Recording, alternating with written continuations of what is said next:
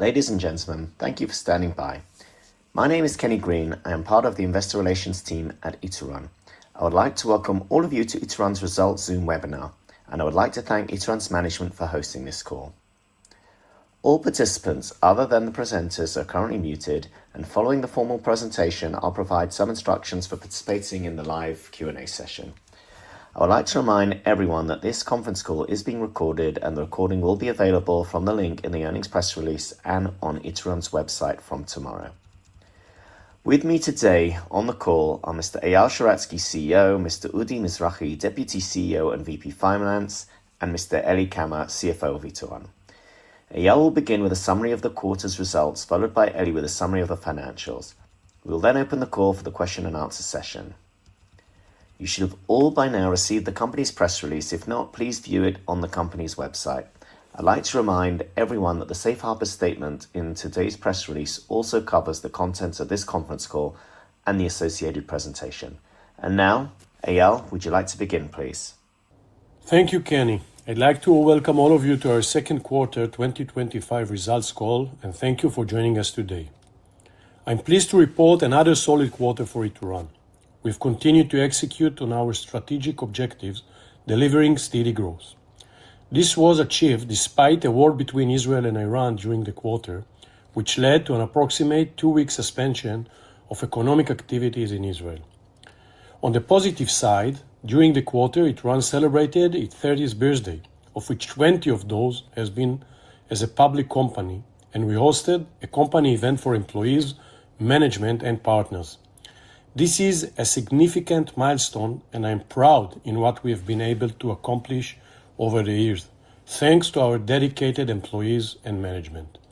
We aim to continue our path of growth and profitability for the decade ahead. Our results show an ongoing expansion across our target geographies in our large subscriber base of over 2.5 million subscribers. In the second quarter, we added 40,000 net subscribers, and we remain on track for 2025 subscriber growth to reach between 220,000 and 240,000 net new subscribers. In all our geographies, we continue to launch attractive new and advanced telematics products and services, adding value to our customer base, including a new product targeted to motorcycles owners, which is seeing solid traction.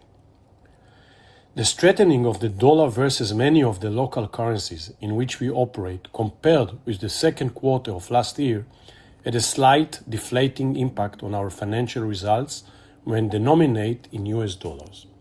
In local currencies in each of our regions, I note that we grow slightly ahead of what our US dollar denominated results suggest.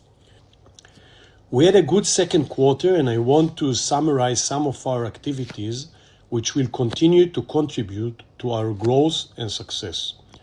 We continue to see solid demand for our location-based product and telematic services in all our regions, as well as traction from our new initiatives and services. As I mentioned earlier, the war with Iran in second quarter had a short but intensive economic impact in the country, as the country came to economic standstill for about 2 weeks. This impacted new car sales, which led to a slight delay in product sales. A high car theft rate in Israel continued to provide strong demand for our services in the country, and we are reaching additional new subscribers from part of the market that were previously untapped by us, such as lower priced new vehicles or the second-hand car market. Finally, our usage-based insurance business in Israel is seeing good traction and bringing continued strong subscriber growth in Israel. In Latin America, we continue to expand our reach in the motorcycle market, and we announced a new partnership with BMW Motorrad in Brazil. Motorcycles represent a significant market opportunity, being the top mode of transportation in many parts of the world. It significantly increased our total addressable market. Our new product targeting motorcycle continues to gain traction across all our geographies in South America. With Brazil as our starting point, we plan to scale into other high-growth motorcycle markets through partnerships with local OEMs as well as sales to the aftermarket. Ituran generated a high level of cash in the quarter, amounting to $22.4 million in operating cash flow during the quarter. Ituran is focused on shareholder value creation, and as such, the board of directors decided to issue a dividend of $10 million to shareholders. I remind you that at the end of last year, we increased our dividend policy by 25%, from issuing $8 million per quarter to $10 million. This represents 50 cents per share. Our dividend yield on an annualized basis represents a return of around 5%, which is a very solid return from a strong and stable company. We see our ongoing dividend as a reward to our shareholders for their loyalty and long-term support of our company. At the same time, as of the end of the quarter, we had around $6 million still available under our buyback program, which we intend to deploy over the coming quarters. In summary, we remain pleased with Ituran's ongoing performance. We believe we will continue to see growth throughout 2025, adding between 220 and 240,000 new subscribers in 2025. At the same time, we look for more avenues for accelerating our business even further across all our regions. And with that, I hand over to Eli. Eli, please go ahead. Thanks, Eyal. I will provide a short summary of the financial results. You can find the more detailed results that we issued in the press release earlier today. Second quarter revenues were a record $86.8 million, a 2% increase compared with revenues of $84.9 million in the second quarter of last year. The overall strengthening of the US dollar in the second quarter versus some of the various local currencies in which Ituran operates in impacted the revenues when translated into US dollars. In local currencies, revenues grew by 4% year over year. Revenues from subscription fees in the quarter were $63.8 million, an increase of 6% year over year, and in local currencies, an increase of 7%. Product revenues in the quarter were $23 million, a decrease of 6% year over year. Product sales were impacted due to a cessation of new sales during the 12-day war between Israel and Iran during the quarter. The subscriber base expanded to 2,548,000 by the end of the second quarter, an increase of 40,000 from the end of the previous quarter. The geographic breakdown of revenues in the second quarter was as follows: Israel 54%, Brazil 23%, rest of world 23%. EBITDA for the quarter was $22.9 million, or 26.4% of revenues, a decrease of 1% compared with EBITDA of $23.1 million, or 27.2% of revenues in the second quarter of last year. In local currencies, EBITDA grew 2% year over year. Operating expenses in the quarter were slightly higher due to a one-time operating expense in the second quarter related to the company-wide celebration of our 30 years milestone. In the second quarter, finance expenses were $1.3 million compared with finance income of $0.1 million in the second quarter of last year. The expenses this quarter was due to the strongly increased level of the Israeli shekel compared to the US dollar at the end of the quarter, which led to a lowering in value of US dollar-linked deposits in Israel, which caused a non-cash finance expenses on those deposits. Net income for the second quarter was $13.5 million, or diluted earnings per share of 68 cents, an increase of 2% compared to $13.1 million or diluted earnings per share of 66 cents in the second quarter of last year. In local currencies, net income grew 6% year over year. Cash flow from operation for the second quarter of 2025 was $22.4 million. As of June 30, 2025, the company had net cash, including multiple securities, of $88.7 million. This is compared with net cash, including multiple securities, of $77.3 million as of year-end 2024.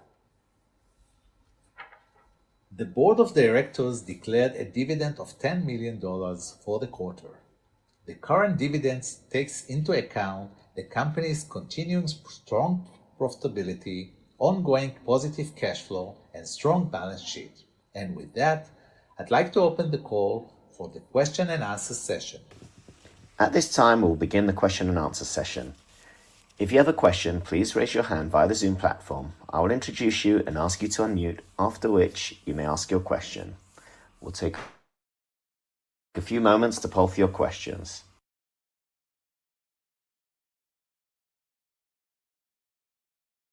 Our first question will be from Chris Raymer of Barclays. Chris, please go ahead. Yeah, hi, you can hear me okay? Yeah. Thanks for taking my questions. First off, I'd like to ask, how should we be...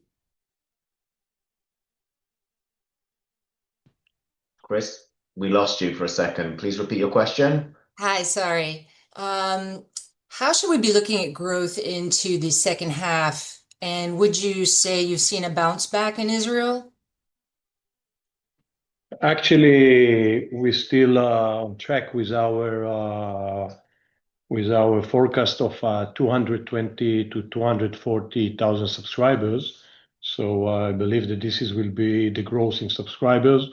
In the second, according to this, we will have the growth in the second half of the year. Right, okay. And can you provide any more color on the BMW deal? What's the potential scope of customers, and when might we see impact?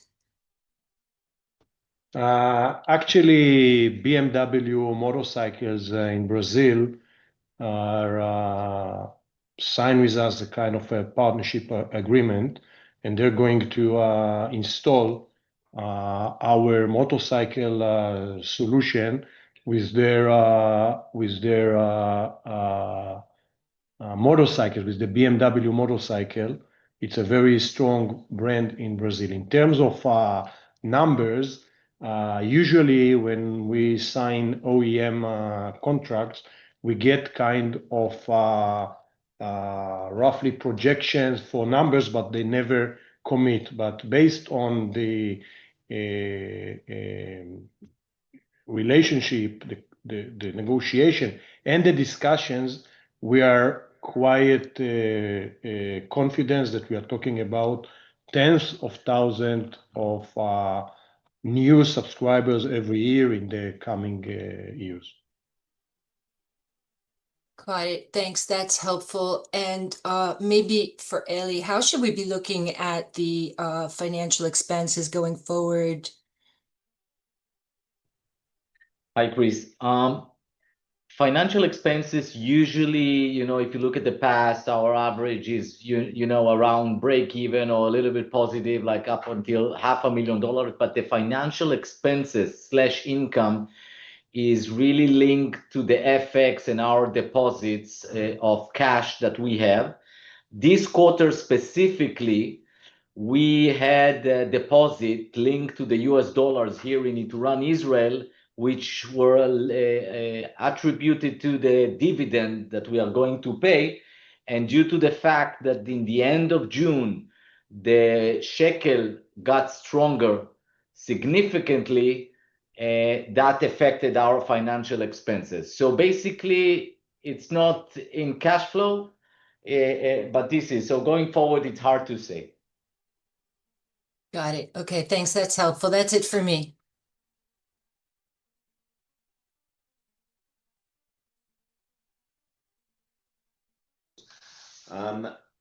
That looks like that's all the questions we have in the queue. So I'll hand it back to Eyal for the closing statement. Eyal, please go ahead. Thank you, Kenny. On behalf of the management of Ituran, I would like to thank you, our shareholders, for your continued interest and long-term support of our business. We look forward to continuing our accomplishments over the next decade. If you are interested in meeting or speaking with us, feel free to reach out to our investor relations team. And with that, we end our call. Thank you and have a good day.